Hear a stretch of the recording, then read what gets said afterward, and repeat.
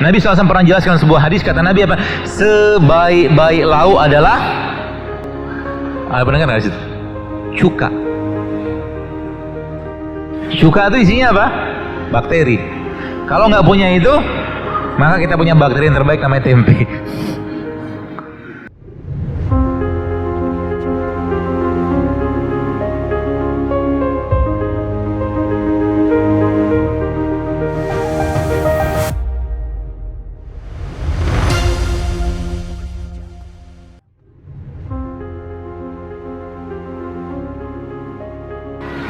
Yang terjadi adalah yang pertama, body fat pasti akan turun. Body fat, kita sekarang kan berlebihan nih. Sebagian besar orang sudah kebanyakan isi di tangki cadangan. Taunya gimana? Gampang, pegang aja pinggang sama perutnya. Kalau banyak lipatan di situ, berarti banyak energi nggak kepake.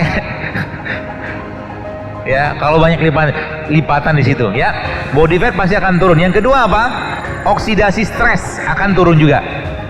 Dia akan menurunkan stres oksidasi. Yang ketiga apa? Dia akan memperbaiki fungsi hormon. Nah, yang luar biasa lagi bosnya apa? Yang luar biasa lagi ada situ kata-kata autofagi. Autofagi itu selnya kita memakan sel yang rusak. Catatannya apa? Kalau tubuh kita punya bahan bakunya. Kalau tubuh kita punya bahan bakunya dan tubuh kita dikondisikan untuk berpuasa. Kemudian apa lagi bos sekalian? Insulin, sensitivitas insulin itu meningkat.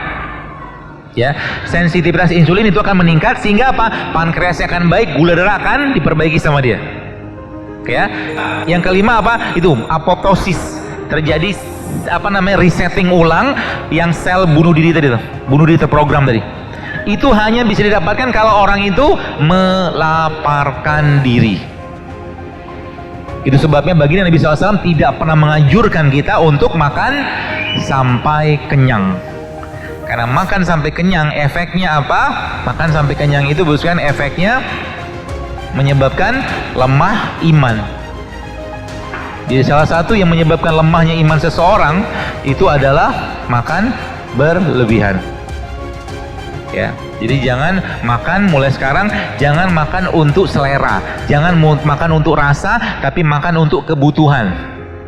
Itu sebabnya dalam Islam dibagi tiga tuh, sepertiga makanan, sepertiga minum, sepertiga udara. Nah sekarang kita akan bahas bagaimana pola-polanya, ya, supaya Bapak Ibu bisa memperbaiki ini semua. Mudah-mudahan, ya. Jadi bos sekalian, tadi saya katakan ada komunikasi, ya, ada komunikasi, maaf, antara otak dan perut. Pengendalinya siapa dia? Jadi mereka mengatakan Anda you have three brains, dia bilang. Anda punya 3 otak. Otak yang pertama di sini, otak kedua di sini, tapi otak yang ketiga di sini.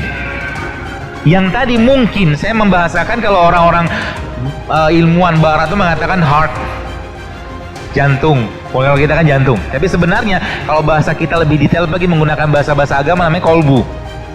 Kolbu itu pengendalinya. Ketika Anda lihat makanan, lihat.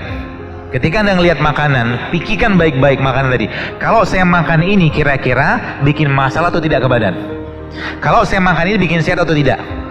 Kalau ini sudah bekerja dengan baik, akhirnya akan memerintahkan ini apa? Untuk tidak terlalu selera. Karena mata kita ini kunci semuanya. Kalau Bapak Ibu lihat tadi postingan saya tadi pagi Instagram tadi, kenapa zaman sekarang banyak penyakit degeneratif? Ya orang nggak bisa lagi menahan selera. Gitu loh. Padahal apa? Padahal sederhana. Kalau mampu menahan selera tadi bukan karena apa? Bukan karena rasa, tapi karena kita makan karena butuh, itu oke. Ya seperti itu. Nah sehingga apa? Kata kunci pertama apa? Asup badan kita dengan probiotik. Yang pertama, karena apa? Mereka berkomunikasi tuh. Semakin bagus isi perut ini dengan bakteri yang baik, maka akan semakin bagus isi ininya, kepalanya.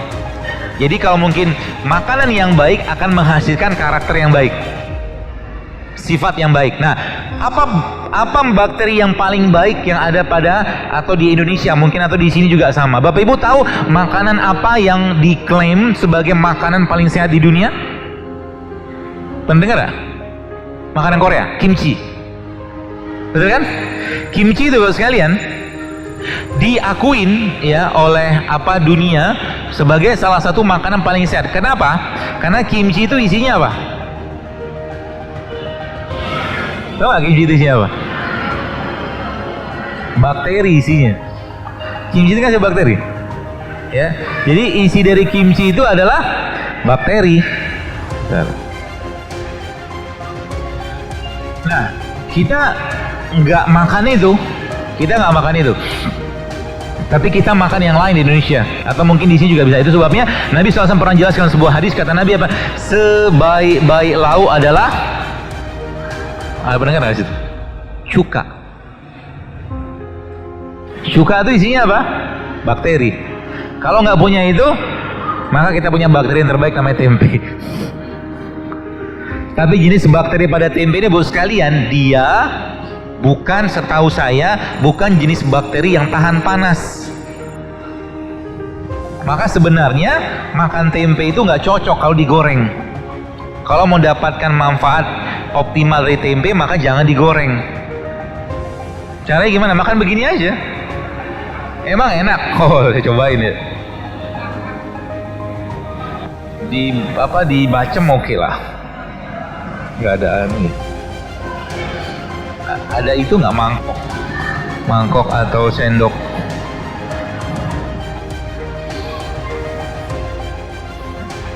Ini saya ajarin caranya makan tempe.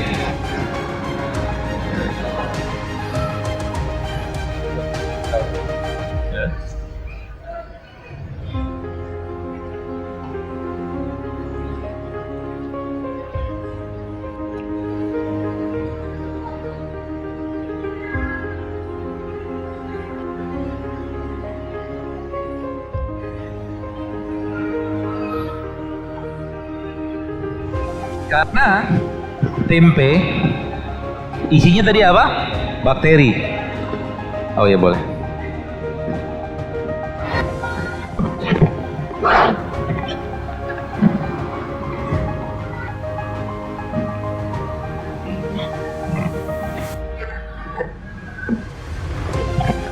Karena tempe isinya tadi apa? Bakteri. Bakteri itu dia butuh makanan. Makanan bakteri apa? Namanya prebiotik. Makanan bakteri namanya prebiotik. Prebiotik kita dapatkan dari mana? Salah satu sumber prebiotik paling baik ya madu. Jadi makan tempe itu ya pakai madu kayak begini. Mau mulai nyobain? Wih, mantap bu pak.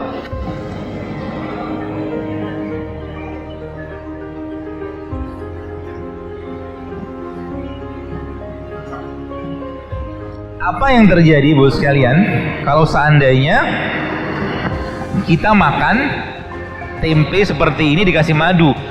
Anda akan terasup dengan probiotik yang pertama. Yang kedua terasup dengan prebiotik. Apa yang tadi berikutnya? Tubuh akan, jadi mood kita akan benar. Salah satunya. Yang kedua apa? 70% imunitas kita. Kau boleh sekarang lagi musim-musim corona kayak begini. Banyaknya dia probiotik dan prebiotiknya. Karena virus juga nggak ada obatnya. 70%, 80% imunitas kita itu letaknya di pencernaan. Artinya apa? Ini bisa jadi solusinya untuk menguatkan imunitas. Dengan cara apa? Makan makanan yang tinggi prebiotik atau probiotiknya. Kan gitu.